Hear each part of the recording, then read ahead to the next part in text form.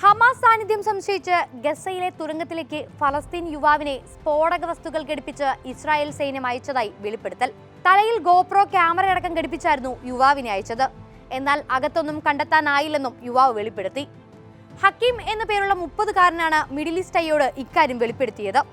Israel സൈന്യം നഗ്നരാക്കി നിർത്തി photo പുറത്തുവിട്ട ഫലസ്തീനുകാരിൽ ഒരാളാണ് ഹക്കീം. 2 ദിവസം മുൻപാണ് യുവാവിനെ ഇസ്രായേൽ സേന മോചിപ്പിച്ചത്. തന്നെ ദൈവത്തിലേക്ക് അയക്കുകയാണെന്നാണ് ഒരു സൈനികൻ പറഞ്ഞതെന്ന് ഹക്കീം ഓർത്തെടുത്തു. തുടർന്ന് സ്ഫോടക വസ്തുക്കളടങ്ങിയ ഒരു ബെൽറ്റ് ധരിപ്പിച്ചു. തലയിൽ ഗോപ്രോ ക്യാമറയും ഘടിപ്പിച്ചു. അരയിൽ ഒരു കയർ കെട്ടുകയും ചെയ്തു. എന്നിട്ട് ഗസ മുനമ്പിലെ ഒരു തുരങ്കത്തിലേക്ക് പറഞ്ഞു വിടുകയായിരുന്നു എന്നാണ് യുവാവ് പറഞ്ഞത്. അകത്ത് ഹമാസ് പോരാളികൾ ഉണ്ടോ എന്ന് പരിശോധിച്ചു വരാനാണ് തന്നോട് ആവശ്യപ്പെട്ടത്. തലയിലുള്ള ക്യാമറ വഴി ഹമാസ് പോരാളികളുടെ സാന്നിധ്യം തിരിച്ചറിഞ്ഞാൽ ഉടൻ തന്റെ ശരീരം ഉപയോഗിച്ച് തുരങ്കത്തിൽ സ്ഫോടനം നടത്താനായിരുന്നു ഇസ്രായേൽ പദ്ധതി. താൻ കൊല്ലപ്പെടാൻ പോവുകയാണെന്ന് 100% ഉറപ്പിച്ചിരുന്നു. എന്നാൽ അകത്തവർക്കൊന്നും കണ്ടെത്താനായില്ല. ഇതോടെ തന്നെ വെറുതെ വിടുകയായിരുന്നു എന്നും ഹക്കീം കൂട്ടിച്ചേർത്തു. അതിനിടെ ഫലസ്തീൻ സിവിലിയന്മാരുടെ കയ്യിൽ ആയുധം നൽകി കീഴടങ്ങുന്നത് ഹമാസ് പോരാളികളാണെന്ന് വരുത്തി തീർക്കാൻ ഇസ്രായേൽ ശ്രമിക്കുന്നതായി റിപ്പോർട്ടുകളുണ്ട്. ഫലസ്തീൻ ആരോഗ്യ മന്ത്രാലയമാണ് ഇക്കാര്യം വെളിപ്പെടുത്തിയത്.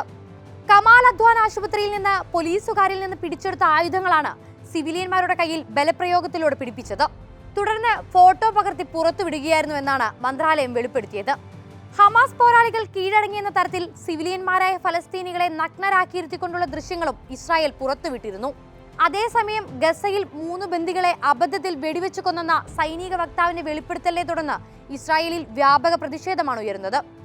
ബന്ദികളുടെ ബന്ധുക്കളും കുടുംബാംഗങ്ങളും ഉൾപ്പെടെ ആയിരങ്ങൾ പ്രതിരോധ മന്ത്രാലയത്തിലേക്ക് മാർച്ച് നടത്തി.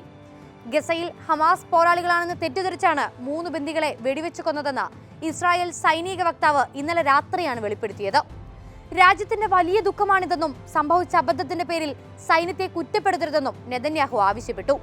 പ്രതിഷേധം തണുപ്പിക്കുന്നതിനായി ബാക്കിയുള്ള ബന്ദികളെ നയതന്ത്ര നീക്കത്തിലൂടെ മാത്രമായിരിക്കും ഇനി മോചിപ്പിക്കുകയെന്ന് സൈന്യം ബന്ധുക്കൾക്ക് ഉറപ്പു നൽകി. ബന്ദികളുടെ കൈമാറ്റത്തിന് ചർച്ചയ്ക്ക് ഒരുക്കമാണെന്ന് ഖത്തർ ഉൾപ്പെടെ മധ്യസ്ഥ രാജ്യങ്ങളെ ഇസ്രായേൽ അറിയിച്ചതായും റിപ്പോർട്ടുണ്ട്.